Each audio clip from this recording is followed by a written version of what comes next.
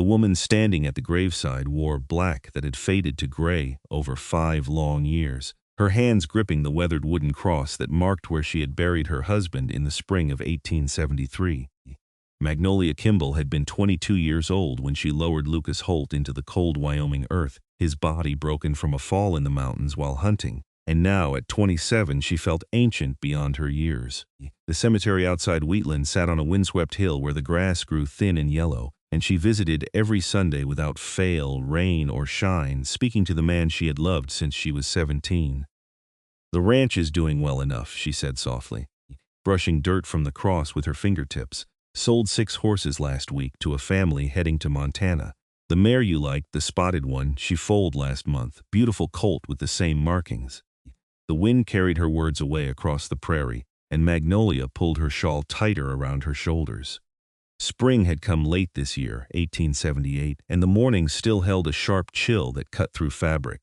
She had worn the same black dress to this spot every week for so long that the hem was permanently stained with Wyoming clay.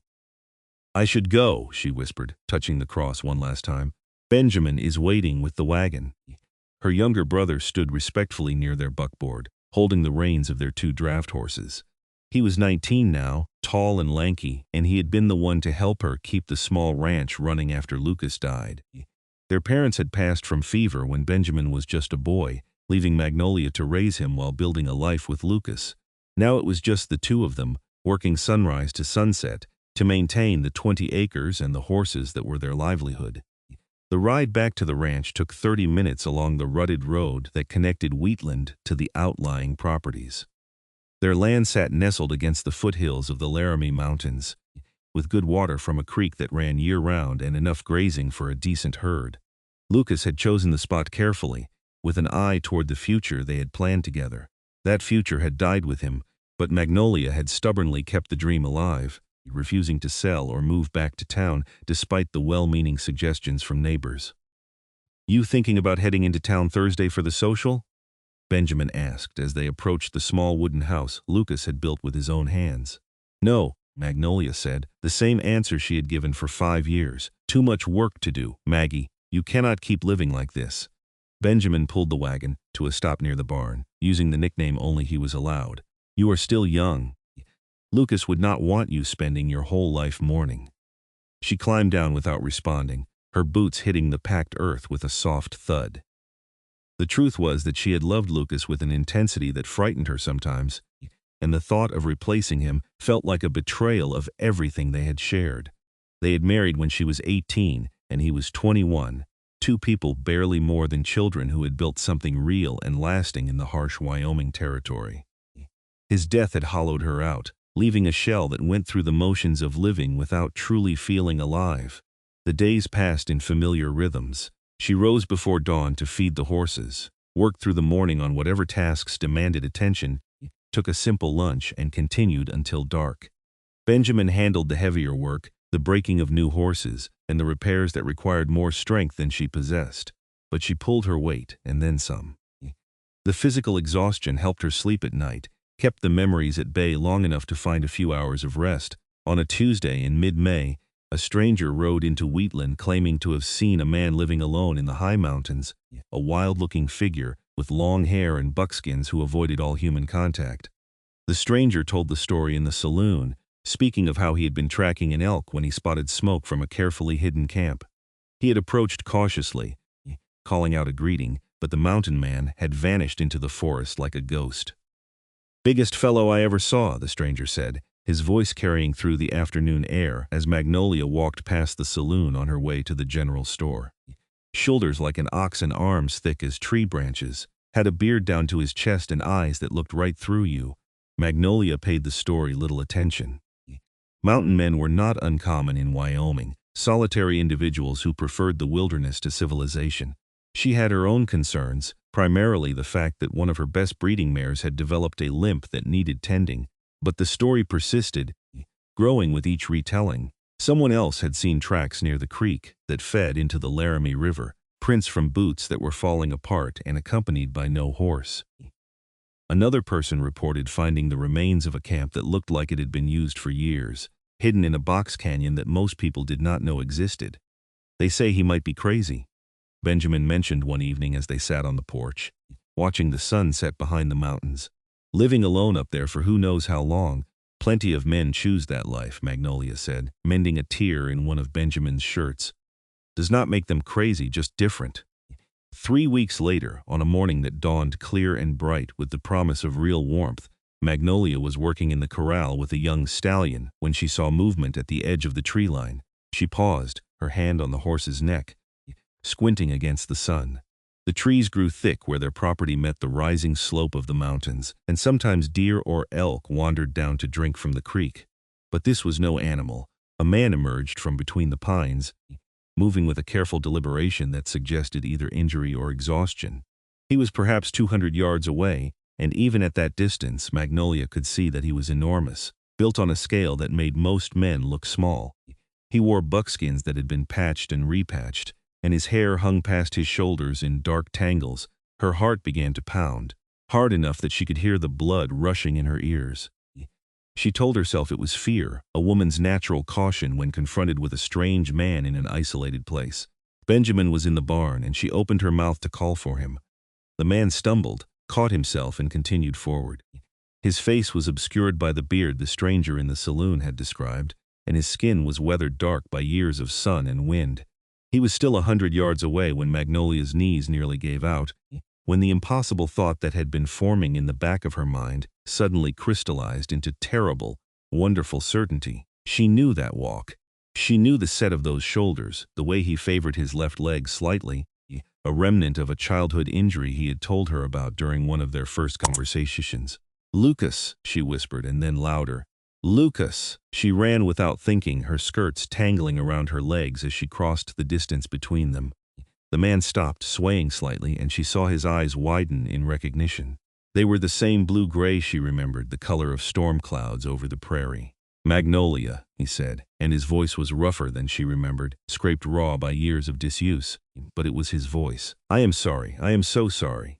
She crashed into him, her arms going around a body that was thinner than it should be, but still undeniably alive, undeniably real. He was solid and warm and breathing, and she could feel his heart hammering against her cheek. Lucas wrapped his arms around her, and she felt the tremor that ran through his massive frame, the evidence of whatever ordeal had brought him to this moment. "They said you were dead," she gasped against his chest. "You fell. We found your pack, your rifle. There was blood." "I fell," he confirmed, his voice breaking. "Hit my head on the rocks. When I woke up, I could not remember who I was.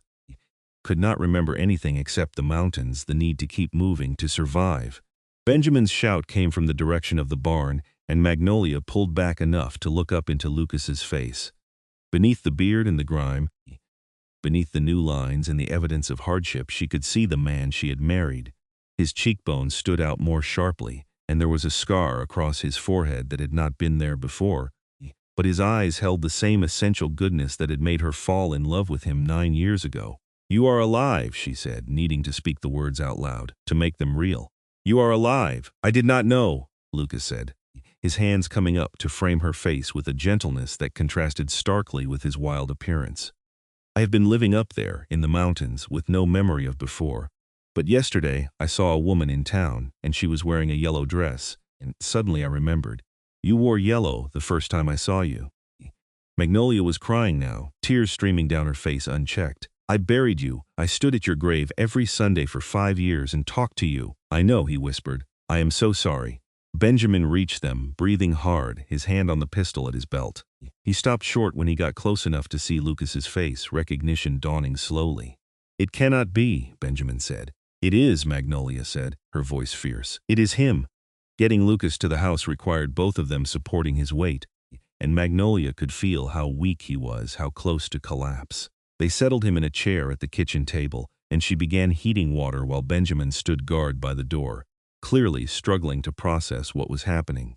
"I need to hear it all," Magnolia said, bringing Lucas a cup of water. "Everything you remember." Lucas drank deeply before speaking, his hands shaking enough that water slopped over the rim. "I was hunting. It was spring 5 years ago. I went higher than usual, following a buck into terrain I did not know well. There was a ravine hidden by brush, and I fell. Must have fallen 40 feet onto rocks." He touched the scar on his forehead. "This is where I hit. When I woke up it was dark, and I was so cold I thought I would die. But I managed to build a fire to survive the night. In the morning I knew I needed shelter, needed food, but I could not remember where I had come from, could not remember my name or if anyone was waiting for me. Magnolia sat down across from him, her hands folded tightly in her lap to keep from reaching out to touch him again, to reassure herself he was real. I found a cave, Lucas continued, high up in the mountains, started hunting, fishing, staying alive day by day. Sometimes I would get flashes, images that felt like memories, but they did not connect to anything.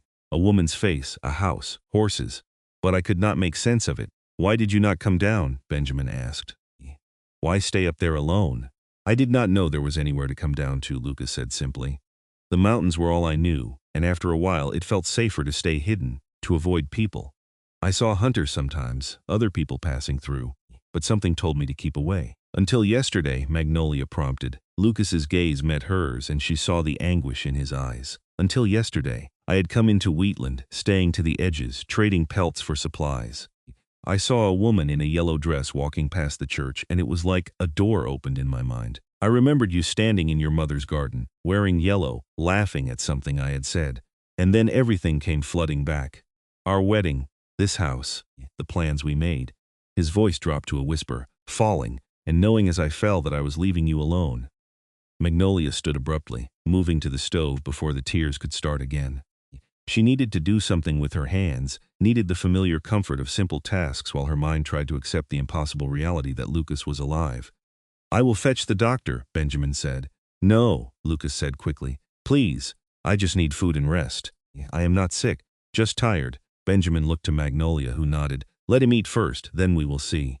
She prepared a simple meal of bread and stew, watching as Lucas ate slowly, as if he had forgotten what real food tasted like. His hands were scarred and calloused, the hands of a man who had survived through sheer determination and strength. The muscles in his forearms stood out like cables under the skin, and she could see the raw power in his shoulders even though he was clearly exhausted. This was her husband, but he was also a stranger. 5 years in the wilderness had changed him, hardened him in ways she could see, and probably in ways she could not. And she had changed too, had become someone different than the young woman he had left behind. I need to clean up, Lucas said when he had finished eating. I know I must look like something that crawled out of the woods.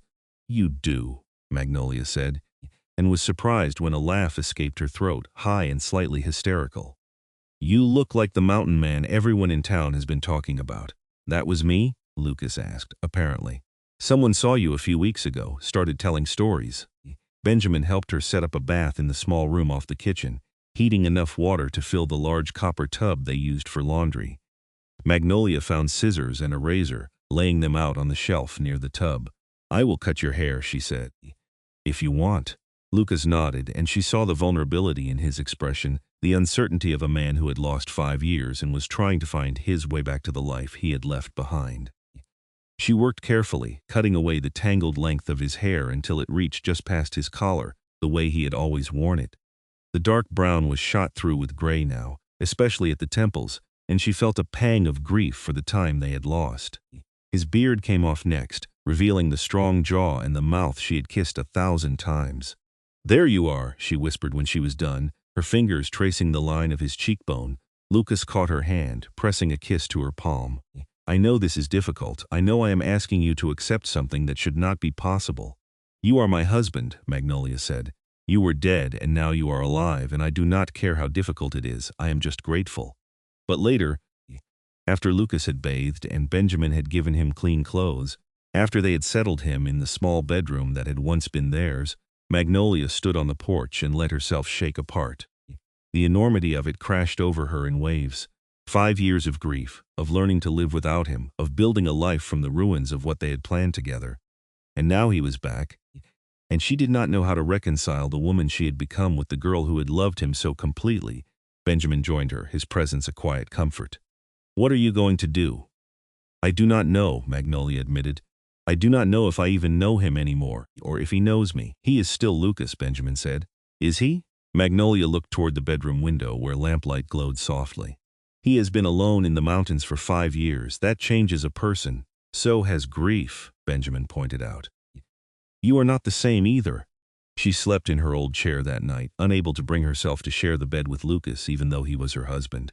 It felt too fast, too overwhelming, and she needed time to adjust to his presence. Through the closed door, she could hear him moving restlessly, and once she heard him say her name in his sleep, morning brought a new set of challenges. Lucas emerged from the bedroom looking more like himself, though the hollows under his eyes and the gauntness of his frame spoke to the toll the last 5 years had taken. He moved carefully, as if testing the boundaries of this domestic space after so long in the wild. "I can help with the horses," he said, "if you want." Magnolia studied him over the rim of her coffee cup. "Do you remember how?" "Some of it is coming back," Lucas said, "like pieces of a puzzle fitting together. I remember training the bay mare, the one with the white socks. I remember building the corral." "That mare died 3 years ago," Magnolia said gently. "Old age." Lucas flinched as if she had struck him. "I miss so much." "We both did," she said. They worked together that morning, falling into a rhythm that was both familiar and strange. Lucas moved among the horses with confidence, his large hands gentle despite their obvious strength. The animals responded to him, even the skittish ones, as if they recognized something essential in his nature. Watching him, Magnolia felt the first stirrings of something beyond shock and grief. He had always been a big man, broad-shouldered and powerfully built, but the years in the mountains had refined that strength into something more primal. Every movement spoke of capability and control, of a body honed by constant use and hardship. "You are staring," Lucas said without looking at her. "I am trying to believe you are real," Magnolia admitted. He turned to face her fully, and she saw the uncertainty in his expression. "I know this is asking too much. I know you probably moved on, probably built a life that does not have room for me anymore." "I visited your grave every Sunday for 5 years," Magnolia said. "I wore black until it faded to gray." "Does that sound like someone who moved on?" "No," Lucas said softly. "It sounds like someone who deserves better than a husband who disappeared into the mountains and lost himself." She closed the distance between them, looking up into his face. "You did not choose to fall. You did not choose to lose your memory, and you came back as soon as you could, 5 years too late." "You are here now," Magnolia said. "That is what matters." But the adjustment was harder than either of them wanted to admit. That night, Lucas insisted on sleeping in the barn, claiming he was not used to being indoors. Magnolia did not argue, understanding that he needed space to process everything just as much as she did. The news of Lucas's return spread through Wheatland like wildfire. By the end of the week, a steady stream of visitors arrived at the ranch, some curious, some skeptical, all wanting to see the dead man who had walked out of the mountains alive. Magnolia bore it with as much grace as she could muster, standing beside Lucas as he answered the same questions over and over. The hardest visitor was Reverend Thompson, who had presided over the funeral service 5 years ago. He stood in the parlor, studying Lucas with an expression caught between wonder and confusion. "I spoke words over your grave," the Reverend said. "Committed your body to the earth and your soul to God." "I am sorry for the trouble," Lucas said. "I did not mean to cause such confusion." "It is not trouble, son. It is a miracle," the Reverend smiled. "Though I confess I do not entirely understand how such a thing is possible." "Neither do I," Lucas admitted, "but I am grateful for it." After the Reverend left, Magnolia found Lucas sitting on the porch steps, his head in his hands. She sat beside him, close enough that their shoulders touched. "This is too much," Lucas said. "All these people, all these questions. I am used to silence, to solitude." "It will die down," Magnolia promised. "Give it time." "I am not sure I know how to be the man you married," Lucas said, his voice raw with emotion. "That person feels like a stranger to me." "Then be the man you are now," Magnolia said, "and we will figure out the rest together." Lucas looked at her, and she saw the love in his eyes, the same love that had drawn her to him when she was barely more than a girl. "I do not deserve you." "Probably not," she agreed, and was rewarded with a small smile. "But you are stuck with me anyway." That night, for the first time since his return, Lucas slept in the house, not in their bedroom, but on the settee in the parlor, and Magnolia considered it progress. Small steps toward rebuilding what they had lost. The weeks that followed brought a gradual easing of the strangeness between them. Lucas threw himself into the work of the ranch, using physical labor as an outlet for the restless energy that sometimes overtook him. He was stronger than he had been before the accident, his body hardened by years of survival, and he accomplished in hours what might have taken Benjamin days. But there were difficult moments too. Sometimes Lucas would freeze in the middle of a task, his gaze distant, and Magnolia knew he was remembering something from his time in the mountains.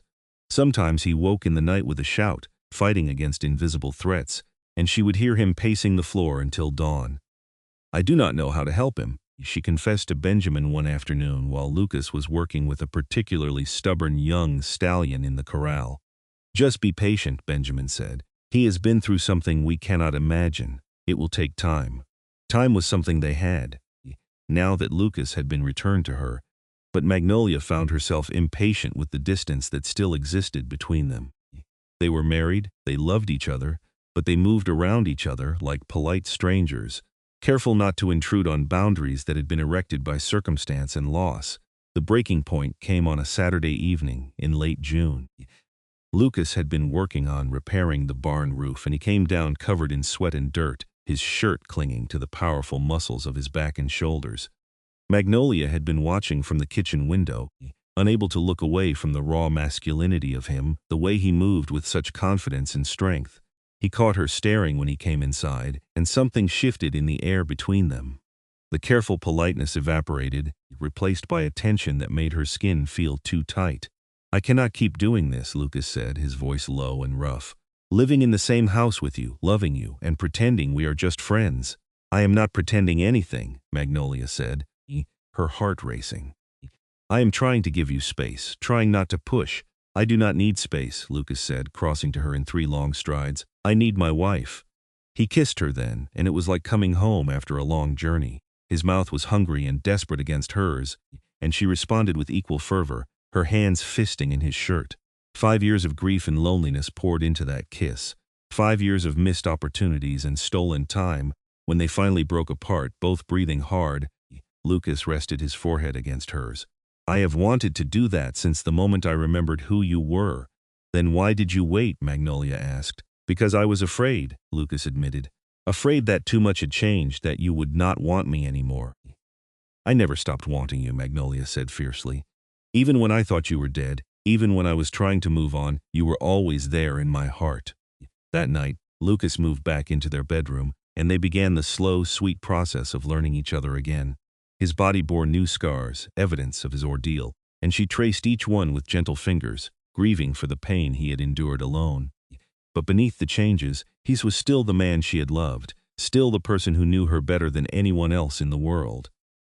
"Tell me about the years I missed," Lucas said as they lay together in the darkness, his arms wrapped around her. "Tell me everything." So she did, speaking of the first terrible months after his death, when she could barely bring herself to get out of bed. She told him about learning to run the ranch, about the neighbors who had helped, and the ones who had suggested she sell and move back east. She spoke of Benjamin growing from a boy into a man, of the hard winters and the years when money was tight. "I am sorry I was not here," Lucas said, his voice thick with emotion. "You are here now," Magnolia said. "That is all that matters." The summer passed in a golden haze of rediscovery. Lucas's memories continued to return, sometimes in fragments, sometimes in complete scenes that left him reeling. He remembered their wedding day, remembered teaching Magnolia to ride, remembered 1,000 small moments that had made up their life together. And slowly, carefully, they built new memories to add to the old ones. The town of Wheatland gradually accepted the miracle of Lucas's return, though there were still those who whispered that it was impossible, that the man claiming to be Lucas Holt must be an imposter. But anyone who saw him with Magnolia could see the truth in the way he looked at her, in the gentle protectiveness of his manner. In August, Benjamin announced that he had been courting Sarah Miller, the daughter of the man who ran the livery stable, and that they planned to marry in the fall. Lucas clapped him on the shoulder, grinning. "About time you found a good woman," he said. "I learned from watching you," Benjamin replied, and Magnolia saw the emotion in his eyes. Her brother had missed Lucas almost as much as she had lost a friend and mentor along with a brother-in-law. The wedding took place on a crisp October day with half the town in attendance. Magnolia stood beside Sarah, acting as matron of honor, and she caught Lucas's eye across the church. He smiled at her, and she felt the familiar warmth that spread through her chest whenever he looked at her that way. After the ceremony, as they danced at the reception held in the church hall, Lucas pulled her close. "I have been thinking," he said. "About what?" "About the future. About what we want our life to look like now." Magnolia looked up at him, at this man who had been dead and was now alive, who had survived the impossible and found his way back to her. "Tell me." "I want to expand the ranch," Lucas said.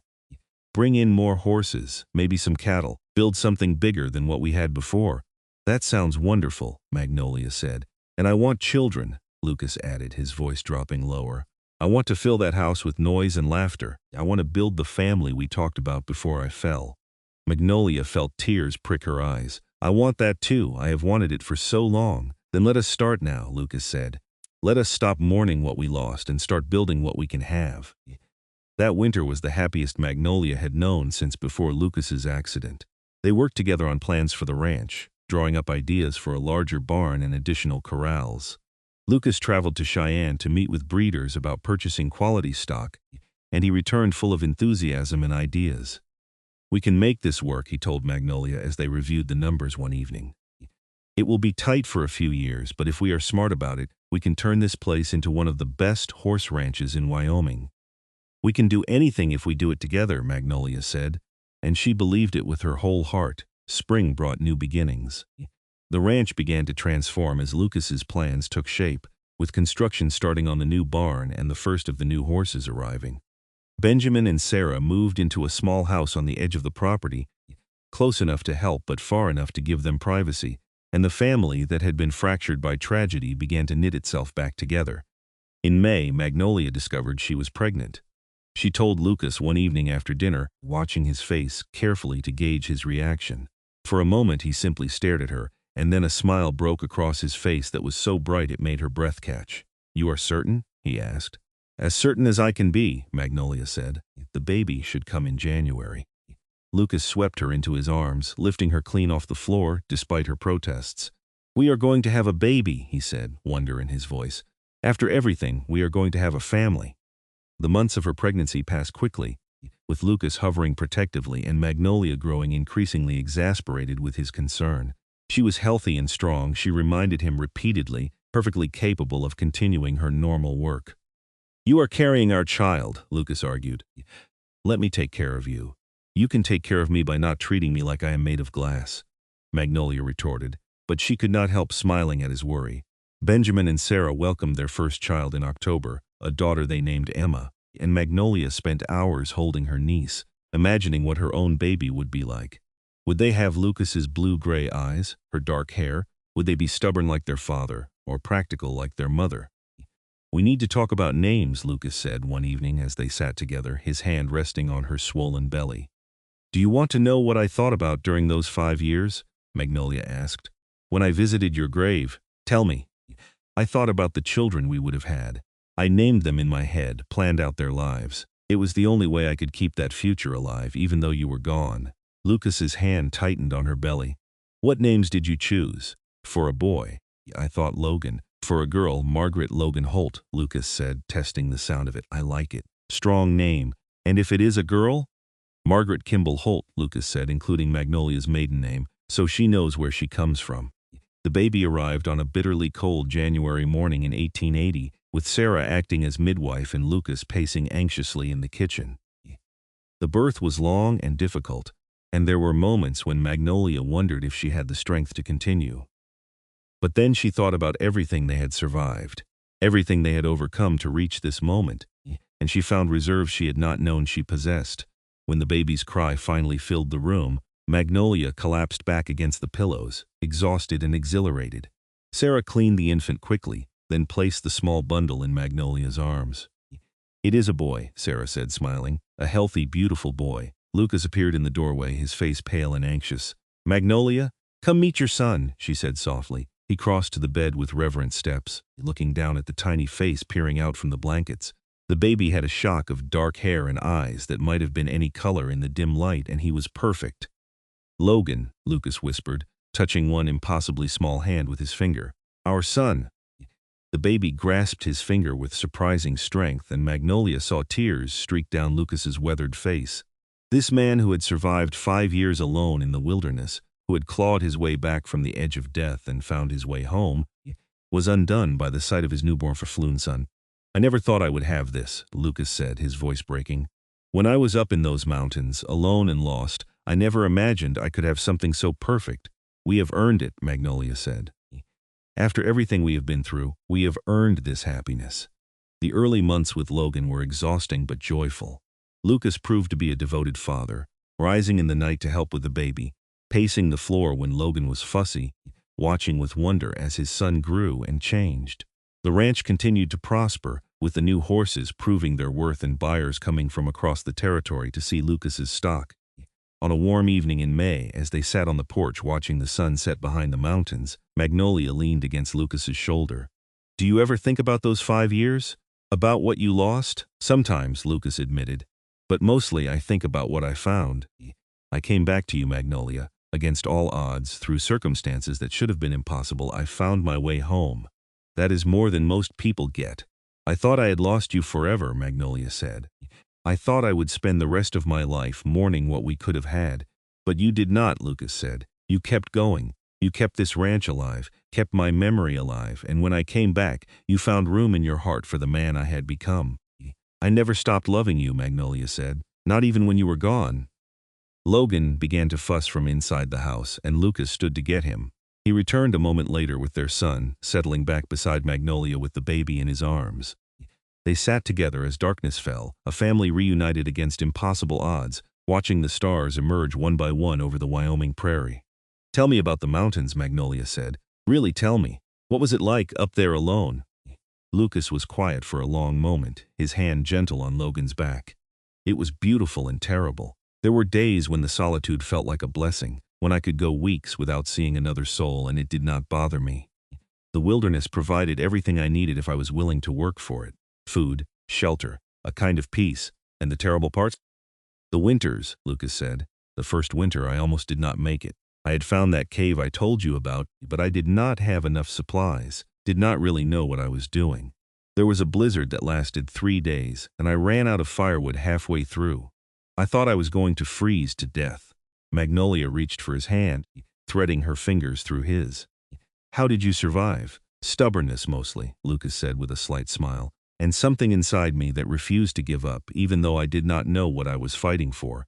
Now I know I was fighting to get back to you. Do you miss it?" Magnolia asked. "The solitude, sometimes," Lucas admitted. "There is a part of me that will always belong to those mountains, that will always crave that silence and space. But I would not trade this for anything. This life, this family, you and Logan, this is everything I need." As summer arrived, the ranch continued to grow. Lucas hired 2 additional hands to help with the work, young men from Wheatland who were eager to learn the horse business. Benjamin took on more responsibility, proving himself capable of managing the day-to-day operations when Lucas was away on buying trips. In August, on a day that marked exactly 2 years since Lucas had walked out of the trees, Magnolia suggested they visit the cemetery. Lucas had not been back to the spot where his empty grave lay, and she thought it might bring him some closure. They rode together, leaving Logan with Sarah, and dismounted at the hill where the wooden crosses stood in uneven rows. Lucas's marker was still there, weathered by 2 more years of wind and rain. The date of death, April 14, 1873, was still visible in the carved wood. Lucas stood before it for a long time, his expression unreadable. Finally, he spoke. "It feels strange, looking at your own grave." "Should we take it down?" Magnolia asked. "No," Lucas said. "Leave it. It is a reminder of what we survived, of how close we came to losing everything." He turned to her, pulling her close. "I am grateful for every day, Magnolia. Every moment we have together is a gift I do not take for granted." "Neither do I," she said, resting her head against his chest, feeling the steady beat of his heart beneath her ear. That fall brought news that the railroad was planning to extend a line closer to Wheatland, which would make it easier to transport horses to market. Lucas saw the opportunity immediately and began making plans to expand their operation even further. "We could be shipping horses to buyers in Denver, in Kansas City, all over the country," he said, his enthusiasm infectious. "This could change everything for us." "Can we manage that much growth?" Magnolia asked, ever the practical one. "With Benjamin's help, and with the right people working for us, yes," Lucas said. "I know it is a risk, but I think it is one worth taking." They spent the winter planning, drawing up contracts with potential buyers, and preparing the ranch for the expansion. Logan took his first steps in December, staggering across the parlor into his father's waiting arms, and Magnolia watched with tears in her eyes as Lucas laughed with pure joy. In February of 1881, Magnolia discovered she was pregnant again. This time, the news was met with calm happiness rather than the overwhelming emotion of the first pregnancy. They were settled now, secure in their life together, and another child felt like a natural progression. A brother or sister for Logan, Lucas said, his hand on her still flat belly. Our family keeps growing. Are you happy? Magnolia asked. Happier than I have any right to be, Lucas said. After everything, to have this, to have you and our children and this life we have built, it feels like more than I deserve. You deserve all of it, Magnolia said fiercely. You are a good man, Lucas Holt, and you have earned every bit of happiness we have found. The second baby arrived in October, a daughter they named Margaret just as they had planned. She had Magnolia's dark hair and Lucas's eyes, and she came into the world screaming her displeasure at being evicted from her warm home. Logan, now almost 2 years old, was fascinated by his baby sister, wanting to touch her constantly and bring her his favorite toys. The ranch prospered beyond their wildest dreams.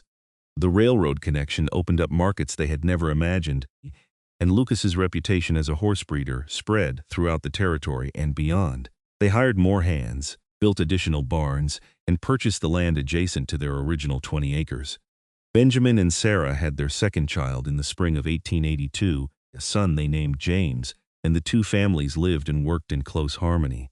Sunday dinners became a tradition, with everyone gathering at the main house to share food and stories, and Magnolia would look around the table at the faces she loved and feel a profound sense of gratitude. Do you ever wonder what would have happened if you had not come back? She asked Lucas one night as they prepared for bed. I try not to, Lucas said. That version of the story does not bear thinking about. I think I would have survived, Magnolia said. I would have kept going, kept the ranch running, raised Logan if I had been pregnant when you died. But I would not have been happy, not truly. You are happy now? Lucas asked, though there was a smile in his voice that suggested he knew the answer. I am more than happy, Magnolia said. I am complete. You are my home, Lucas, and you always have been. The years that followed were not without challenges. There were hard winters when they lost livestock, summers when drought threatened the creek that fed their land, and the constant worries that came with running a growing business. But they faced each obstacle together, drawing on the strength they had developed through their earlier trials. Logan grew into a sturdy boy with his father's build and his mother's determination. He followed Lucas everywhere, learning about horses and ranching, and it was clear he would take over the operation someday. Margaret was quieter, more contemplative, but she had a gift with animals that surpassed even her father's natural ability. In 1884, Magnolia gave birth to twins, 2 boys they named Levi and Lincoln. Lucas joked that they were making up for lost time, and the house that had once felt too large for 2 people now rang with the sounds of children's voices and laughter. On their 15th wedding anniversary, Lucas surprised Magnolia with a trip to Denver. They left the children with Benjamin and Sarah and took the train east, spending a week in the city exploring shops and theaters and restaurants. It was the first time Magnolia had been away from the ranch in years, and the break was rejuvenating. Thank you for this, she said as they sat in a restaurant overlooking the mountains. For remembering that we are not just parents and ranchers but also husband and wife. I will never forget that, Lucas said. You are the reason I fought my way back from those mountains, Magnolia. You are the reason for everything good in my life. They returned home to find that Benjamin had handled everything smoothly, and the children had barely missed them, too busy with their aunt and uncle to notice their parents' absence. But Magnolia and Lucas treasured those few days, the reminder that their love was the foundation on which everything else was built. As 1885 arrived, bringing with it Magnolia's 34th birthday and Lucas's 38th, they stood on the porch of the house he had built almost 20 years earlier and surveyed the empire they had created. The ranch now sprawled over 200 acres, with 3 barns, multiple corrals, and a reputation that extended far beyond Wyoming's borders. Do you remember what this place looked like when we started? Magnolia asked. 20 acres and a dream, Lucas said, and you, determined to make it work even after I was gone. I had to, Magnolia said. It was all I had left of you. Lucas pulled her close, his arms strong and warm around her. You have me now, all of me, for the rest of our lives. Promise me something, Magnolia said. Anything. Promise me you will not go back to those mountains. I know part of you misses them, but I cannot lose you again. Lucas was quiet for a moment, then he tilted her face up to meet his gaze. I will not lie and say I never think about those years, about the solitude and the simplicity of that life. But I would never choose that over this. You and our children, this family we have built, this is where I belong. I am never leaving you again, Magnolia. Not for the mountains, Not for anything. I love you, she said, the words as true now as they had been when she first spoke them at 18. I love you too, Lucas said. More than words can express. That summer, Logan turned 5 and started helping with the horses in earnest, his small hands mimicking his father's gentle touch. Margaret, at 3, followed her older brother everywhere, her dark curls bouncing as she ran through the barn. The twins were walking now, getting into everything and keeping Magnolia constantly on her toes. On a warm July evening, the whole family gathered for a picnic by the creek. Benjamin and Sarah brought their children, and the adults watched as the cousins played in the shallow water, shrieking with laughter. Lucas sat beside Magnolia on a blanket, his hand resting on her knee. This is what I dreamed about, he said quietly. When I was up in those mountains before my memory came back, I would have these flashes of images. Children playing, a woman's laugh, the sound of water. I did not understand them then, but now I know they were memories of this, of the future we were supposed to have. And now we have it, Magnolia said. And now we have it, Lucas agreed. As the sun began to set, painting the sky in shades of orange and pink, Magnolia leaned against Lucas's shoulder and felt a peace so profound it brought tears to her eyes. She thought about the girl she had been, burying her husband in the cold spring earth.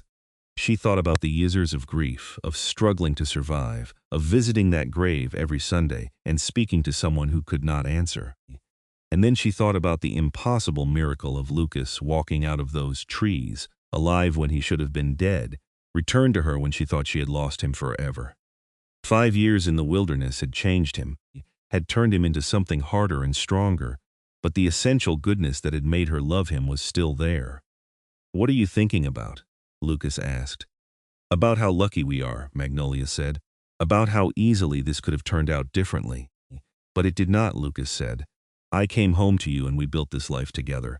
That is what matters. Benjamin raised his voice from across the picnic area. Lucas, come help me with the kids before they drown themselves. Lucas laughed and stood, offering Magnolia his hand. She took it, letting him pull her to her feet, and together they walked toward the creek where their children played. The evening air was warm and sweet, with the scent of grass and wildflowers, and from somewhere in the distance came the call of a meadowlark. This was home. This was everything she had dreamed of during those long years of mourning. And standing beside Lucas, watching their children play in the golden light of a Wyoming sunset, Magnolia Kimball Holt knew that she had been blessed beyond measure. The years continued to pass, each one bringing its own joys and challenges. The ranch grew into one of the most successful operations in the territory, with buyers coming from as far as California to purchase Lucas's horses. Logan showed early promise as a horseman, and Lucas began training him in the finer points of breeding and training. Margaret developed a talent for healing injured animals, nursing sick foals and injured dogs back to health with patient care. The twins were wild and rambunctious, keeping everyone on their toes with their constant adventures. In 1888, Wyoming was moving toward statehood, and Lucas became involved in local politics, serving on the council that worked to establish laws and governance for the growing territory. Magnolia supported his work while managing the household and helping with the ranch, and they made an effective team. On their 20th wedding anniversary, Lucas took Magnolia back to the spot where they had first met, a small grove of cottonwood trees near the Laramie River. They had been strangers then, Magnolia just 17 and Lucas a young man of 20 who had smiled at her and asked if she needed help carrying her basket. I knew right then, Lucas said as they stood beneath the same trees, now 20 years older. I knew you were going to be important to me. I thought you were handsome but probably trouble, Magnolia admitted, and Lucas laughed. I was trouble, he agreed. But you married me anyway. Best decision I ever made, Magnolia said. Even with everything that happened, even with the pain of losing you and the miracle of getting you back, I would not change a single thing. Not even the 5 years we lost. Not even those, Magnolia said. Because they taught us not to take anything for granted. Every day we have together is precious, and we know it in a way that other people do not. Lucas kissed her there beneath the cottonwoods, and it was sweet and familiar and still capable of making her heart race after all these years.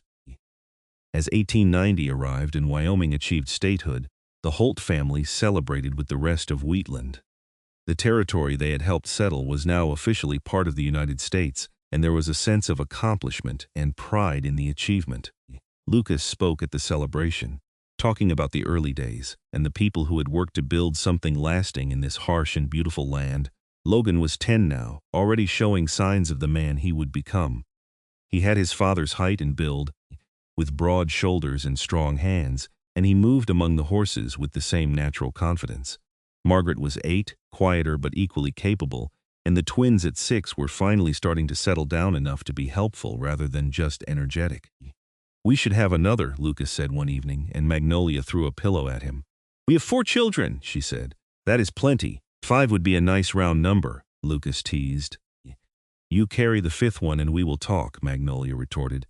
But she was smiling. In truth, she would not have minded another child, another addition to the family they had built together. But at 39, she was starting to feel the toll of the years of hard work, and the thought of another pregnancy and birth was daunting. As if reading her thoughts, Lucas crossed to where she sat and pulled her into his arms. "I am joking," he said. "We have been blessed with 4 healthy, wonderful children, and that is more than enough." "Do you ever regret it?" Magnolia asked. "The life we have? Sometimes I wonder if you would have been happier staying in those mountains, living that simple life." "Never," Lucas said firmly. "Not for a single moment. That life was survival, Magnolia. This is living." The fall of 1890 brought tragedy when Benjamin fell from a horse and broke his leg badly. The injury was severe enough that the doctor worried he might never walk properly again, and for weeks the outcome was uncertain. Lucas took over running both properties, working himself to exhaustion to keep everything functioning. Magnolia found him in the barn one night, sitting on a hay bale with his head in his hands. She sat beside him, not speaking, just offering her presence. "I cannot lose him," Lucas said finally. "He is like a brother to me. He kept this place running when I was gone, took care of you when you needed it most. I cannot lose him." "He is strong," Magnolia said. "He will heal." And Benjamin did heal, though it took months and left him with a permanent limp. But he returned to work with characteristic determination, refusing to let the injury slow him down. The incident reminded everyone how fragile life could be, how quickly everything could change. That winter was particularly harsh, with blizzards that lasted for days and temperatures that dropped so low the animals needed constant care to survive. Lucas and the ranch hands worked around the clock, breaking ice from water troughs and making sure every creature had shelter and food. Magnolia kept the house fires burning and the coffee hot, feeding the men when they staggered in from the cold. "This reminds me of that first winter in the mountains," Lucas said one evening as he thawed out by the stove. "The cold so intense it felt like it would crack your bones." "How did you survive?" Magnolia asked, though she had heard the story before. She never tired of hearing about his ordeal, about the strength that had kept him alive. "Stubbornness," Lucas said, "and something deep inside that would not let me give up. I did not know why I was fighting so hard to survive, but I could not seem to stop trying." "You were fighting to come back to me," Magnolia said. "I was," Lucas agreed. "Even when I did not remember you, some part of me knew there was a reason to keep going." Spring came late that year, but when it finally arrived, it brought new life and renewal.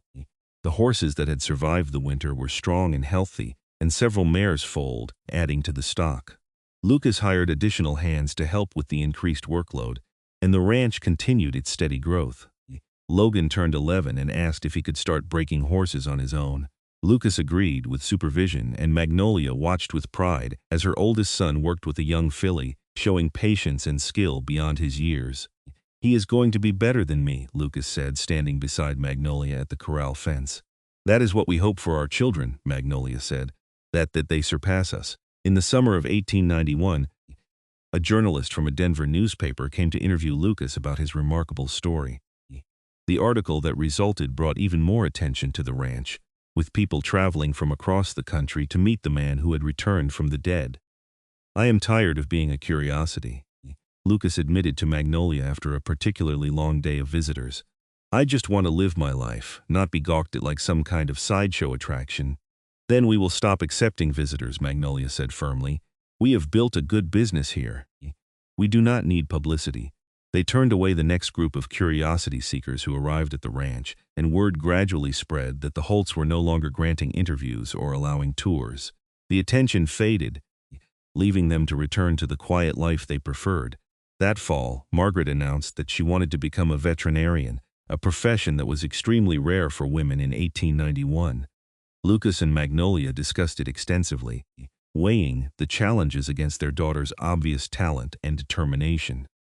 She should have the chance to pursue her dream, Magnolia said, even if it is difficult. Agreed, Lucas said. We will find a way to make it happen. They began investigating schools that might accept a female student, determined to give their daughter every opportunity to succeed. It would be years before Margaret was old enough to attend, but they wanted to start planning early. The winter of 1891 into 1892 was mild compared to the previous year, and the ranch thrived. Lucas began breeding a new line of horses, crossbreeding for strength and temperament, and the results were impressive. Word spread among serious buyers that Holt Ranch was producing exceptional stock, and business boomed. On a cold February morning in 1892, Magnolia woke to find Lucas already gone from bed. She found him standing on the porch, watching the sun rise over the mountains that had once held him captive. "Do you ever wonder what your life would have been like if you had never fallen?" she asked, wrapping her arms around him from behind. "Sometimes," Lucas admitted, "but I think it would have been smaller somehow. The fall, the years in the wilderness, losing everything and then finding my way back, it taught me what really matters. I do not think I would appreciate all of this as much if I had not lost it first." "We have built something remarkable," Magnolia said. "We have built something real," Lucas corrected, "something lasting, and we did it together." As 1892 progressed, Logan continued to grow into his role on the ranch, working alongside his father with increasing skill. Margaret pursued her studies with determination, reading every book on animal medicine she could find. The twins, now 8, were finally old enough to take on real responsibilities, and they helped with feeding and basic care. The family celebrated the 4th of July with a large party, inviting friends and neighbors from all over the county. As Magnolia watched Lucas laugh with their guests, his arm around Logan's shoulders, while he explained some finer point of horse breeding, she felt a wave of contentment so strong it took her breath away. This was the life they were supposed to have. The fall, the lost years, the grief, and the miracle of his return, all of it had led to this moment, and she would not trade a single experience if it meant losing what they had built together. That night, after the guests had gone home and the children were asleep, Lucas and Magnolia sat on the porch in their favorite chairs, holding hands and listening to the sounds of the Wyoming night. "Do you know what tomorrow is?" Lucas asked. Magnolia thought for a moment. "The 5th of July? It is 14 years exactly since I walked out of those trees," Lucas said. 14 years since I came back to you." 14 years, Magnolia repeated, marveling at how the time had passed. "It feels like yesterday and a lifetime ago all at once." "I want you to know something," Lucas said, turning to face her. "Those 5 years I spent mourning, that you spent alone, they were not wasted. You kept this ranch alive, kept our dream alive. And when I came back, you had built something strong enough to support both of us and the family we created. We built it together," Magnolia said. "No," Lucas said gently. "You built the foundation alone.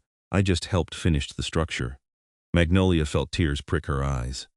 "I missed you so much. Every day, every moment I missed you." "I know," Lucas said. "And I am sorry for that pain, even though it was not something I could control. But you came back," Magnolia said. "That is what matters. You came back to me." They sat in comfortable silence for a while, and then Lucas spoke again. "I want to grow old with you, Magnolia. I want to watch our children grow up and have families of their own. I want to be a grandfather, to see this ranch continue for generations. I want every single day that was stolen from us and more." "Then we will have it," Magnolia said. "We will have all of it." And they did. The years continued to unfold, bringing challenges and triumphs, sorrows and joys. Logan grew into a man who was the equal of his father in every way, eventually taking over the daily operations of the ranch. Margaret pursued her dream of veterinary medicine, becoming one of the first female veterinarians in Wyoming.